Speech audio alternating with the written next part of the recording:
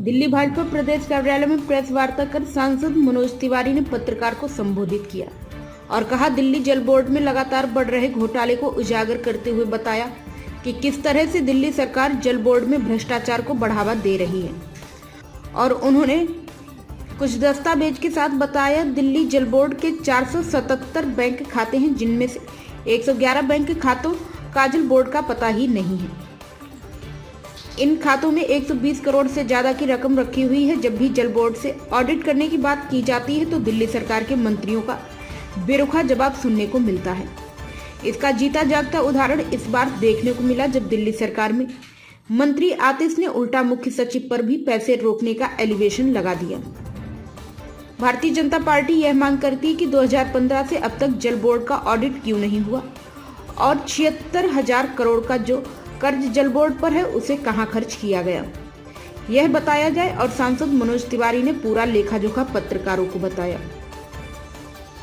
तिवारी जी मेरे साथी प्रवक्ता, मेरे प्रवक्ता हमारे भाई ज्योति जी और मेरे सामने बैठे हुए मीडिया के बहनों भाइयों, दिल्ली जल बोर्ड भ्रष्टाचार का अड्डा बन चुका है।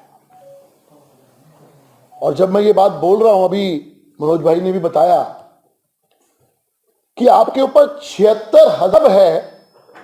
जब 2015 से लेके आज तक 2023-24 का फाइनेंशियल ईयर भी खत्म होने वाला है अगले 5 महीने के बाद, 2015 से लेके आज तक आपने उसका हिसाब किताब ना दिया हो तो ये बात बहुत कुछ इंगित करती है।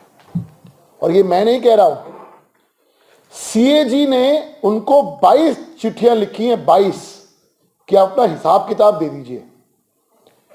2021 के अंदर जब मैंने इनके ऊपर पिटीशन डाली कि इनका ऑडिट होना चाहिए, तो उसके जवाब में सीएजी ने ये चिट्ठी सबमिट कराई कोर्ट के अंदर और उन्हें चिट्ठी बताया कि मैं वो 2 लाइन आपके सामने पढ़ना चाहता हूं कि it's mandatory to admit audit within 3 months of the financial year.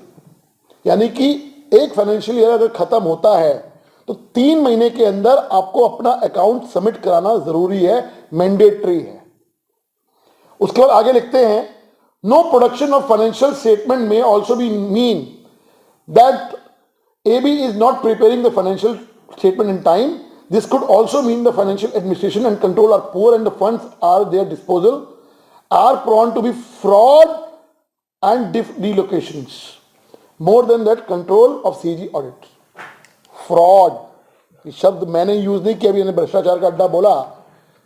भ्रष्टाचार की बात CAG भी कर रहा है कि अगर आप अपना अकाउंट टाइम पे नहीं दे रहे हैं तो इसका मतलब कहीं ना कहीं फ्रॉड होने की तरफ इशारा है।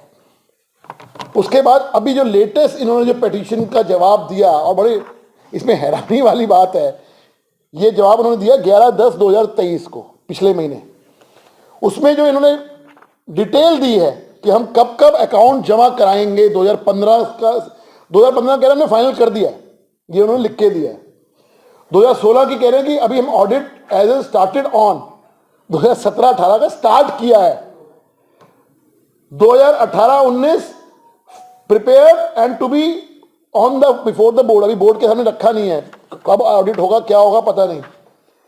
यानी कि 2020 तक की उन्होंने बात करी है। वो कह रहे हैं कि हम इसको दिसंबर 2023 तक हम कंप्लीट करेंगे, उसके बाद हम ऑडिट के लिए हम आगे भेजेंगे, बोर्ड में भेजेंगे, जो तमाम प्रक्रिया होती है।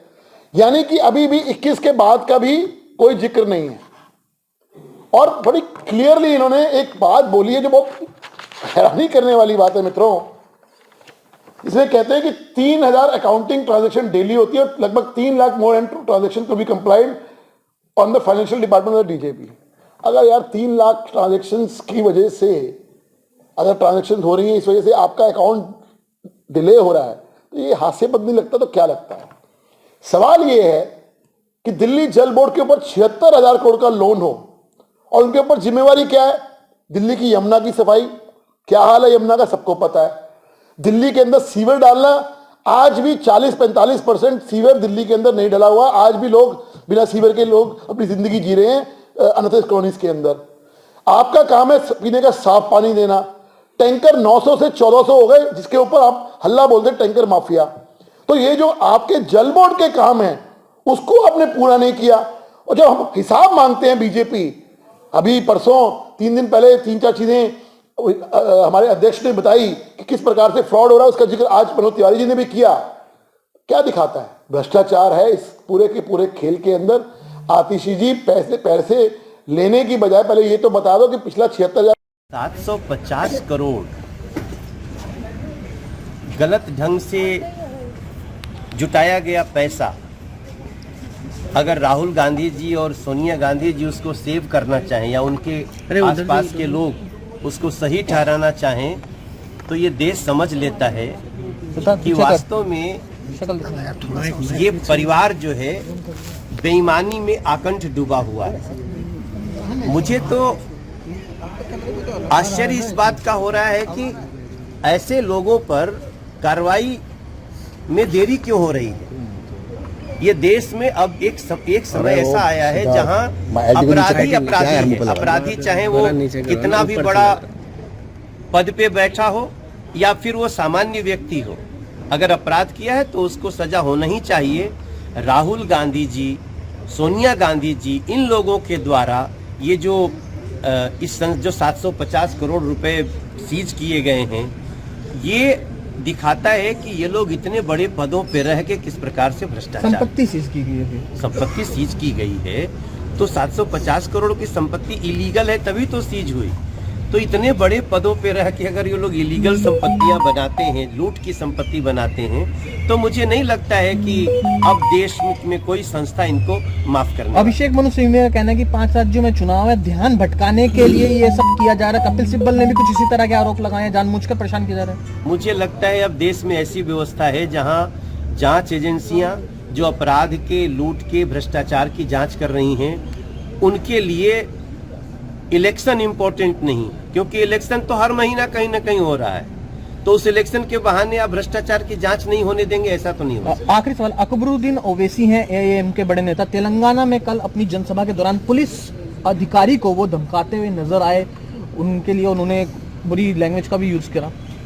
देखिए, पुलिस को धमकाना, नागरिकों को धमकाना, ये ओवैसी और उनके परिवार का एक पुराना हमने इसको कल्चर देखा है। मुझे लगता है इस चुनाव में अब वो अधिकार शायद जनता इनके पास रहने लगी।